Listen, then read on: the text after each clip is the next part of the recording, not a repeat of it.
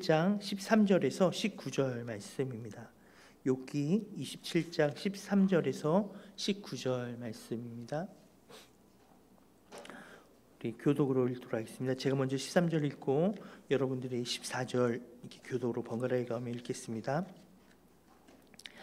악인이 하나님께 얻을 분깃, 포악자가 좇는 자에게 받을 산업은 이것이라.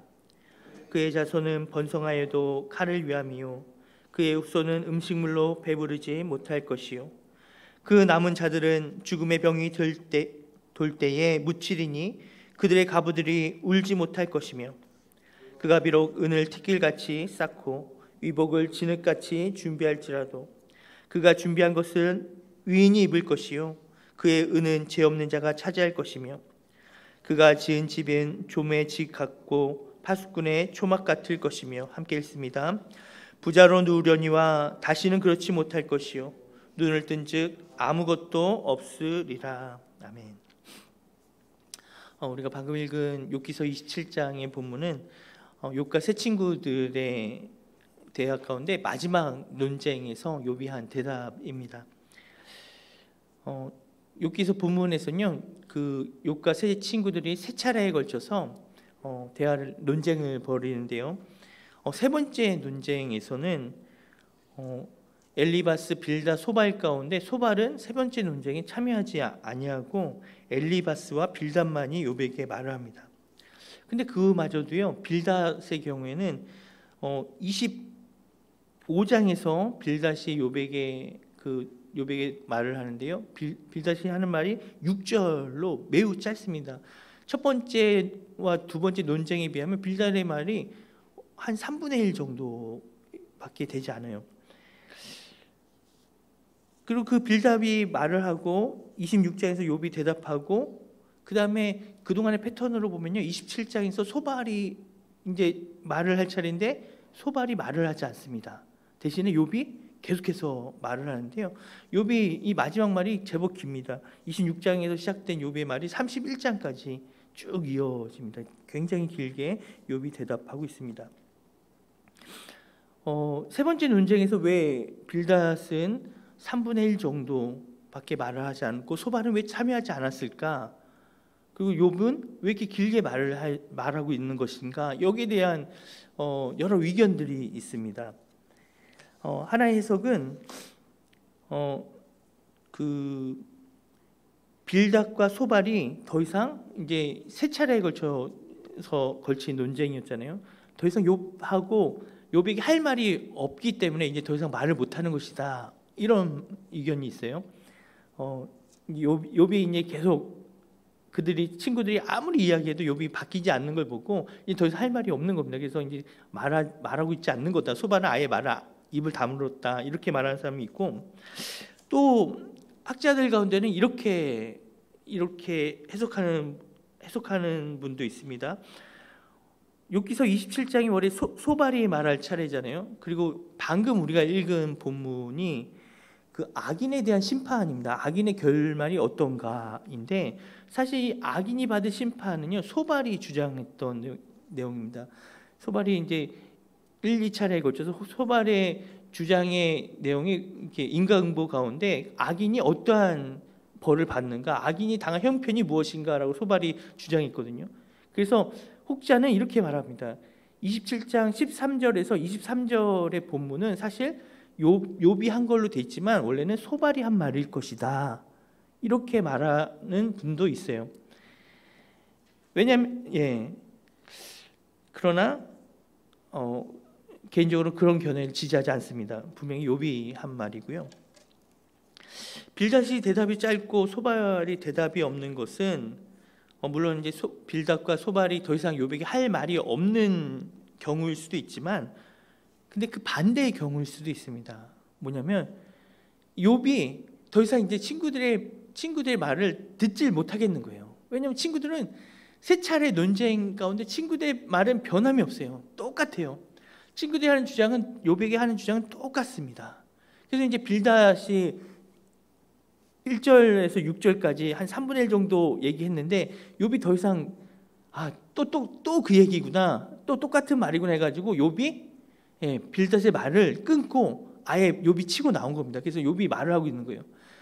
소발이 말할 텐데 소발에게 또 더 이상 이제 말할 기회를 안 줍니다. 그리고 욥이 오히려 소발이 했던 그 논지로 역으로 욥이 이야기를 합니다. 그게 이제 오늘 우리가 읽은 13절에서 23절에 그 본문이, 그래서 소발로 하여금 더 이상 말하지 못하도록, 그러면서 욥이 31장까지 길게 자기의 이야기를 하는 그런 것은 아닌가라고 그렇게 생각할 수도 있습니다.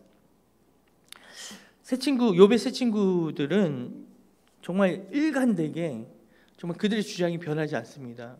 욥에게 일관되게 말하고 있는데요, 그들의 주장은 바로 인과응보입니다.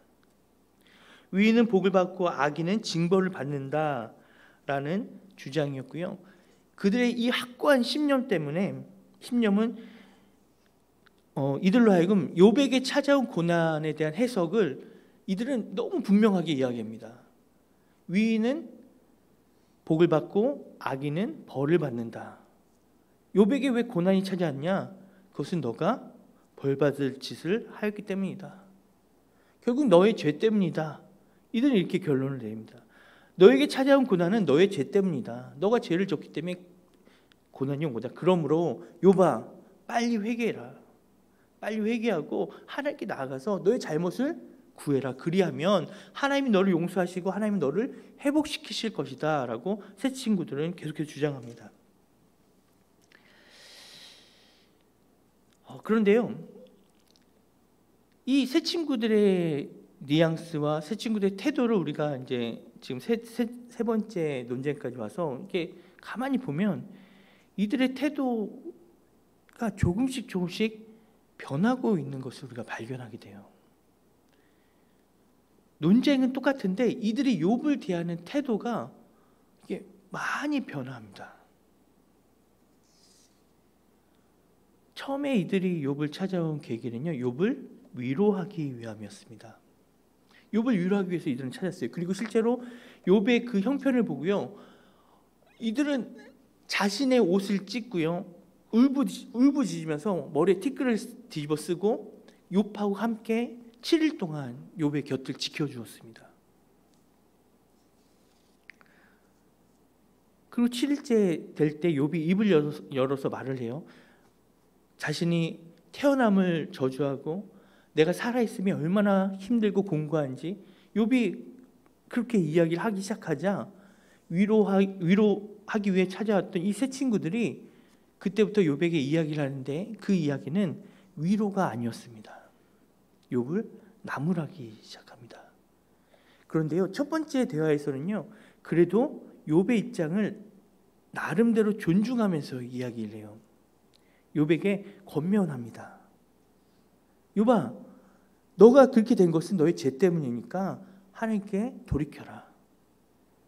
내 시작은 미약했으나 내 끝은 창대하리라.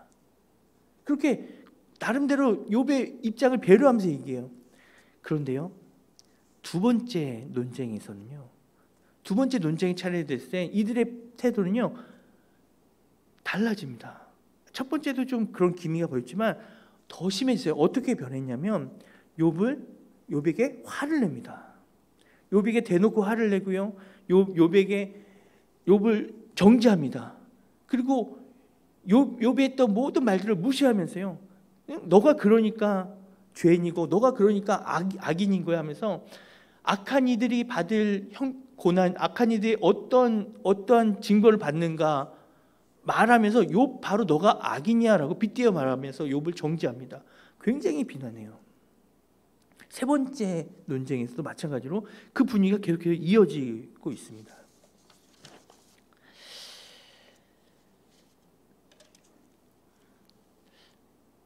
우리는 이러한 친구들의 태도를 묵상하면서요, 오늘날 우리 가운데 있는 죄의 모습을 보게 됩니다. 이 사회 가운데 만연해 있는 죄의 논리를 발견하게 돼요. 그것은 바로 가난한 자들과 약한 이들에 대해 가지는 사회적 태도입니다. 욥은요, 지금 재산을 다 잃었어요. 모든 재산을 다 잃었습니다. 뿐만 아닙니다. 그는 지금 머리부터 발끝까지 온몸에 욕창이 나고요. 온몸이 너덜너덜해져 있습니다. 밤에도 낮에도 잠을 잘 수 없는 그런 극심한 고통 가운데 있는 상태입니다.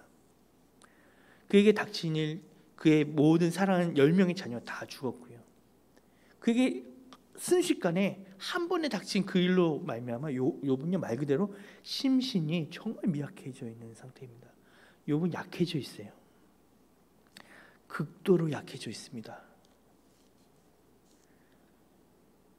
그런데 여러분, 이 약한 욥 옆에서 이 친구들이 약한 욥을 대하면서 어떻게 대하냐면요, 평소에는 욥과 친구들이 대등한 입장이었어요. 그런데 욥이 약해져서 욥이 친구들보다 약해져서 저 바닥에 있어요. 여러분, 욥이 약해져서 바닥에 있는 상태에 있자 이 친구들이 어떻게 하기 시작하냐면, 친구들이 자기도 모르는 사이에, 자기들도 알지 못한 사이에 자기들은 욥의 위에 있게 됩니다. 욥의 위에서요 욥을 내려다보기 시작해요. 욥을 위로하는 것이 아니라 그들은 욥에게 충고를 합니다. 나는 너보다 나아. 약해져 있지 않다는 이유 때문에, 욥이 지금 굉장한 고난을 당하고 있는 그 이유 때문에, 고난당하고 있지 않는 나는 너보다 나은 사람이야 라고 어느새 이들은 그러한 생각을 갖고 있어요. 욥의 위에 위치하고 있습니다. 욥의 위에서 이들은 욥을 아래로 내려다보면서 욥에게 조언을 하고 있어요. 위로하는 게 아닙니다. 욥에게 너가 그래서 안 되는 거야, 너는 이렇게 해야 돼 라고 욥에게 충고하고요, 정죄하고요, 욥을 비난합니다.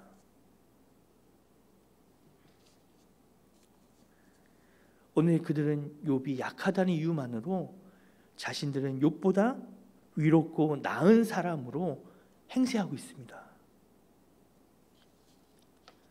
자신들은 욥과 다른 차원의 사람인 것이냐 행하고 있어요. 욥기서 22장 5절에서 11절 말씀 보겠습니다. 엘리바스가 세 번째 논쟁에서 욥에게 한 말이에요.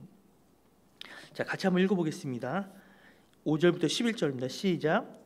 내 악이 크지 아니하냐? 내 죄악이 끝이 없느니라. 까닭없이 형제를 불모로 잡으며 헐벗은 자의 위복을 벗기며 목마른 자에게 물을 마시게 하지 아니하며 줄인 자에게 음식을 주지 아니하였구나. 건세 있는 자는 토지를 얻고 존귀한 자는 거기에 사는구나. 너는 과부를 빈손으로 돌려보내며 고아의 팔을 꺾는구나. 그러므로 올무들이 너를 둘러있고 두려움이 갑자기 너를 엄습하며 어둠이 너로 하여금 부지 못하게 하고 홍수가 너를 덮느니라.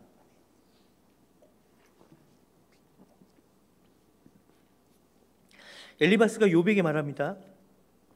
내 죄악이 끝이 없구나. 그러면 말해요. 까닭없이 형제를 볼모로 잡았고 헐벗은 자의 위복을 벗겼고 목마른 자에게 물을 마시게 아니하였고 줄인 자에게 음식도 주지 아니하였고 너는 가부를 빈손을 돌려보냈고 고아의 팔을 꺾었다. 너가 그렇게 죄를 많이 졌다라고 엘리바스가 욥을 정죄합니다. 근데 여러분, 이건 사실이 아니에요. 욥이 한 일이 아닙니다. 욥은 이러지 않았어요. 그런데 엘리바스는요, 욥이 그런 사람이라고 지금 단정하고, 너가 그런 사람이야, 너는 그런 사람이야, 너는 이런 죄인이야 하고 지금 엘리바스는 욥을 정죄합니다.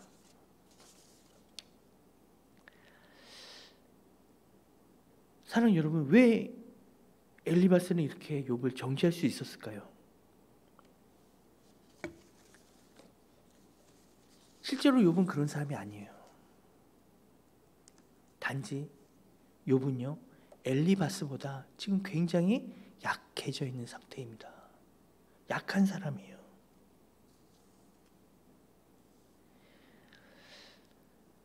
약해져 있는 욥을 향해서 약함을 엘리바스는 죄인으로 정죄하고 있습니다. 여러분, 이것을 묵상하면요, 오늘날 우리 사회에서 일어나고 있는 악을 발견하게 돼요. 얼마나 많은 사람들이 가지지 못하였다는 이유로 정죄합니까? 죄인 취급해요. 그가 약하다는 이유로요, 그를 죄인 취급합니다. 회사에서는요, 직급이 높다는 이유로요, 아랫사람을 함부로 해요. 그래도 괜찮다고 착각합니다. 죄인 취급해요. 함부로 무시합니다. 이 죄성이 얼마나 깊은지요. 우리 아이들 학교에 가면 어떤 일이 일어납니까? 자기보다 공부 못하면요, 그 공부 못한다는 이유로 무시하고 깔보고 업신여겨요. 죄인 취급합니다. 운동을 못하면 운동을 못한다는 이유로 죄인 취급해요.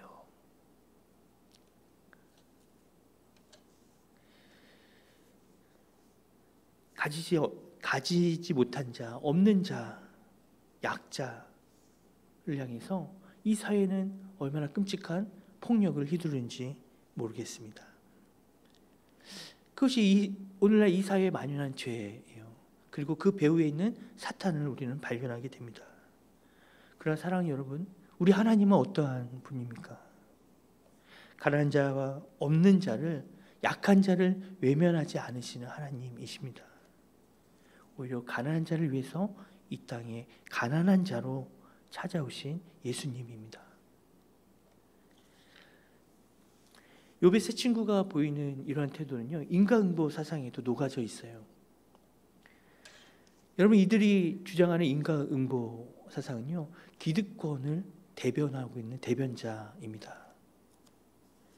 이들은요, 하나님의 보응의 결과로 이 땅의 모든 현상을 해석하고 있어요. 그 결과 어떠합니까? 약한 자, 가난한 자는요, 하나님의 보응의 결과예요. 이들에게 있어서. 그렇다면 가진 자는 어떠냐면 하나님께 복을 받은 자가 되는 겁니다. 그 결과 이 땅에 일어나는 일들이 하나님이 행하신 정당한 결과이기 때문에 그것을 그대로 받아들여라라고 주장하게 되는 거예요. 욥이 고난을 당하자 이들은 욥에게 어떤 태도를 보냐면, 너의 고난을 받아들여, 빨리 회개해, 너가 잘못한 거야 라고 말을 합니다. 이들은 도덕적인 삶을 이야기하지만, 그러나 이들이 말하는 이 인과응보는요, 지금 가난한 자, 지금 약한 자, 지금 헐벗고 우는 자들에 대한 관심이 없습니다. 이들의 시선에는 그런 자들이 없어요. 그러나 여러분, 욥의 경우에는 어떻습니까? 욥은요, 자신이 당한 고난 때문에 이 고난을 깊이 묵상하고 있어요. 그러면서 그동안 욥도 친구들과 똑같이 인과응보 사상을 가졌지만 그 인과응보에 대한 회의를 품게 됩니다. 그리고 욥은 눈을 돌려서요, 까닭없이 고난 당하는 이들을 바라보기 시작해요. 이 땅에 까닭없이 당하고 있는 고난 당하는 이들을 바라보며 그 모습을 보기 시작합니다. 악인이 심판받는 것이 아니라 악인이 부유하고 오히려 그들이 편안한 모습을 욥은 보게 돼요. 하나님은 왜 이들에게, 애매한 이들에게, 정말 죄 없는 이들에게, 가난한 자들에게, 약한 이들에게 왜 이런 고난을 주셨는가? 욥은 고통 가운데 하나님의 뜻을 묻기 시작합니다. 우리가 지난 시간에 함께 나눴듯이 욥이 고난 당하는 것이, 욥이 고난 가운데 고통 당하는 것이 하나님의 뜻이, 하나님의 마음이 아니라고 제가 말씀드렸습니다. 물론 욥의 고난은 하나님의 뜻 가운데 있어요. 하지만 하나님의 뜻은 단지 욥이 고난 가운데 고통 당하는 것이 하나님의 뜻이 아니라고 했습니다. 지금 욥은 여전히 하나님의 뜻을 찾을 수가 없었어요. 하나님의 뜻을 알지 못했어요.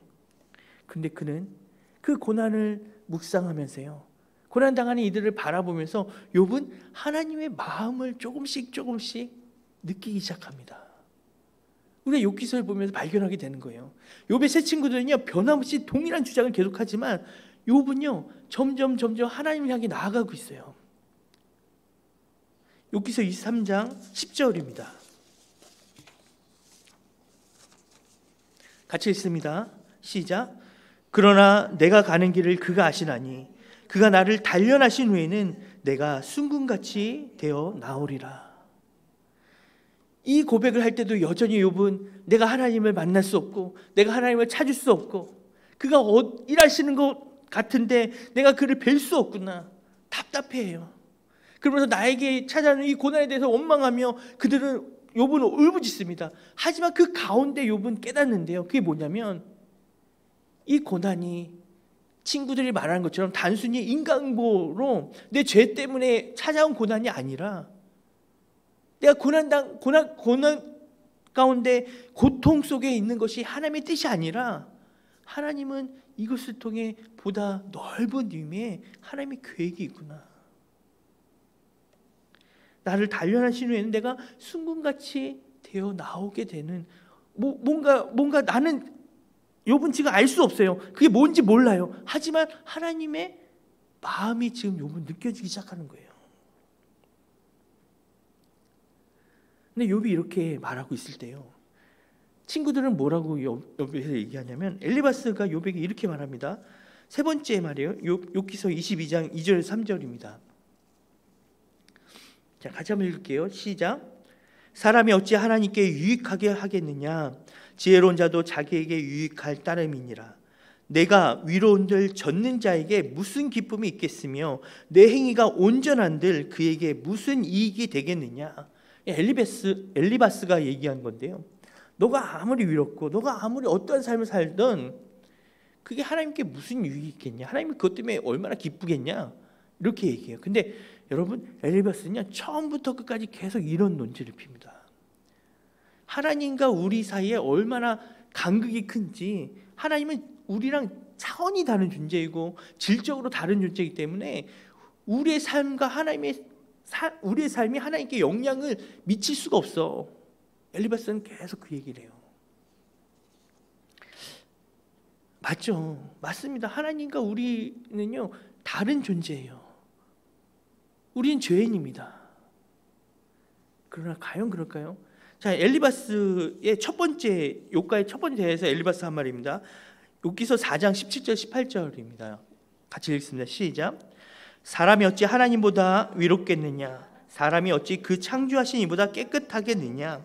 하나님은 그의 종이라도 그대로 믿지 아니하시며 그의 천사라도 미련하다 하시나니. 하나님은 사람을 안 믿어. 하나님이 사람이 하나님께 얼마나 기쁨이 되겠냐? 엘리바스가 얘기해요. 두 번째 대화에서 엘리바스가 얘기합니다. 욥기서 15장 15절에서 16절입니다. 자, 읽습니다. 하나님은 거룩한 자들을 믿지 아니하시나니 하늘이라도 그가 보시기에 부정하거든. 자, 16절 읽습니다. 하물며 악을 저지르기를 물 마신같이 하는 가증하고 부패한 사람을 용납하시겠느냐? 물론 엘리바스 말처럼요, 하나님과 우리는요 격이 다른 존재예요. 네, 우린 죄인입니다. 그러나 엘리바스가 생각하는 것처럼 우리가 위로온들 하나님이 기뻐하시고 우리의 위가 하나님께 얼마나 영향을 미치겠느냐? 욥기서는 그렇게 말하고 있지 않습니다. 욥기서는요, 이 연약한 이 연약한 우리의 모습을 통해서 하나님이 얼마나 영향을 받으시고 하나님이 얼마나 상관하시는지 욥기서는 그걸 우리에게 보여주고 있어요. 반대입니다. 하나님은 우리의 신음에 반응하세요. 우리가 신음하든 신음하지 않든 상관없으신 분이 아니라, 우리가 위롭던 죄인이든 상관없는 분이 아니라, 하나님은 욥의 위로움에 굉장히 기뻐하시면서 욥을 자랑하시는 하나님입니다. 욥이 너 욥을 봤냐 하면서 하나님이 욥의 그 위로움을 하나님 너무 즐거워하시면서 욥을 자랑하고 계세요. 하나님은 우리를 외면하시는 게 아니라, 우리를 먼지처럼 작게 여기시는 것이 아니라 우리를 위해서 자신의 목숨까지 내어주시는 그런 하나님이십니다. 말씀을 정리합니다. 오늘 본문 우리가 처음 읽었던 본문은요, 소발이 욥에게 했던 것처럼 악인의 심판에 대해서 이야기하고 있습니다. 욥이 이야기하고 있어요. 그런데요, 욥이 말하는 이 악인에 대한 심판은요, 욥의 세 친구들이 욥에게 했던 악인의 심판과는 여러분 다릅니다. 어떻게 다르냐면요, 세 친구들이 말했던 인과응보는요, 지금 이 땅의 모습이 인과응보의 결과예요. 결과로서 나타나고 있는 거예요. 너가 고난을 당했어? 그거는 너의 죄 때문이야. 빨리 하나님 앞에 회개해. 인과응보의 결과로 나타난 거야. 세 친구들은 이렇게 주장해요. 그런데 욥은 그렇게 말하고 있지 않아요. 욥이 말하는 심판은요, 악에 대한 심판은 지금 이루어지는 심판이 아닙니다. 때로는 악인은요, 오히려 이 땅에서 평안한 모습으로 있음을 욥은 발견해요. 24장 23절, 하나님은 그에게 평안을 주시며 지탱해 주시나 그들의 길을 살피시도다. 여기서 그는 의인이 아닙니다. 하나님 앞에 선한 이들이 아니에요. 여기서 말하는 그는요, 악인이에요. 하나님이 악인에게 오히려 평안을 주시고 그를 오히려 지탱해 주신다라고 욥이 발견하고 있는 거예요. 그러나 그것이 영원하지 않습니다. 왜요? 하나님은 그들의 길을 살피시도다. 욥이 말하고 있어요. 그가 평안해 보이는 것처럼 보이지만 결국 하나님이 그의 길을 살피시도다. 27장 19절입니다. 27장 19절 오늘 본문인데요, 같이 읽어볼게요. 시작. 부자로 누우려니와 다시는 그렇지 못할 것이요 눈을 뜬즉 아무것도 없으리라. 악인이 형통하고요, 악인이 부자로 살고요, 오히려 평안한 가운데 죽었어요. 그렇다면 인과응보가 맞습니까? 그런데 욥은 맞다는 거예요. 왜요? 그러나 그가 눈을 뜬즉, 설사 그가 이 땅에서 부자로 살고 평안한 가운데 죽었을지라도 그가 눈을 뜬즉 그에게는 아무것도 없을 거다. 하나님 앞에 그는 심판당하게 된다. 악인의 결국이 이렇게 될 것이다 라고 욥이 고백하고 있습니다.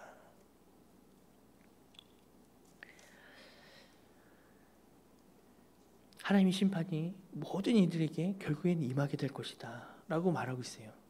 이 말은 반대로 욥에게 찾아온 이 고난이 그냥 고난으로 끝나지 않는다는 거예요.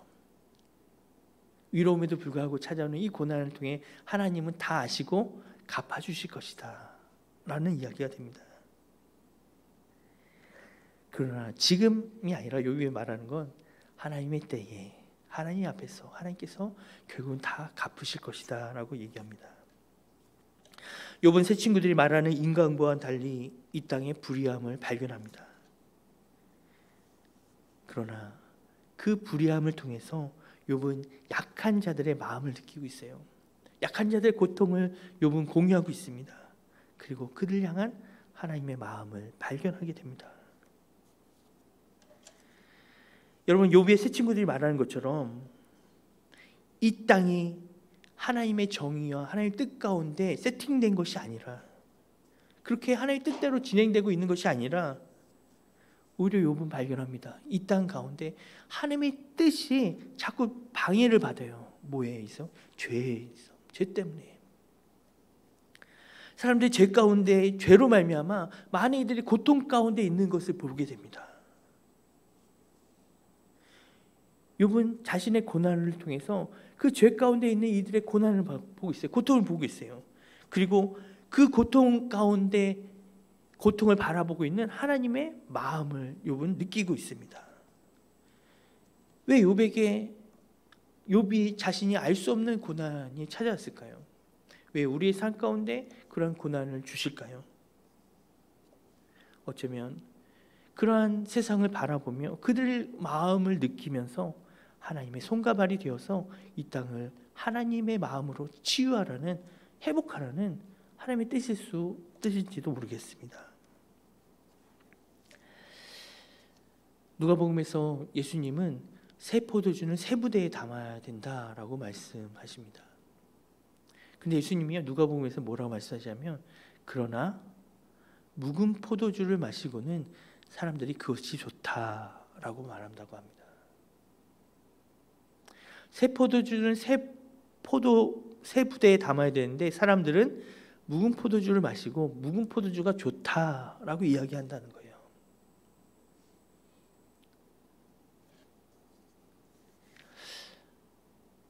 묵은 포도주는 기득권입니다.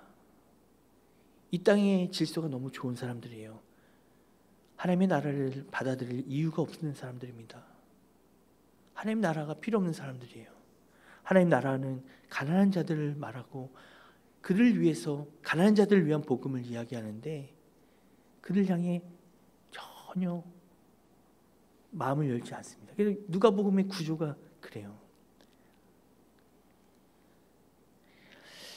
예수님을 믿는 것은 사랑하는 여러분 단순히 인과응보에 복받기 위함이 아닙니다.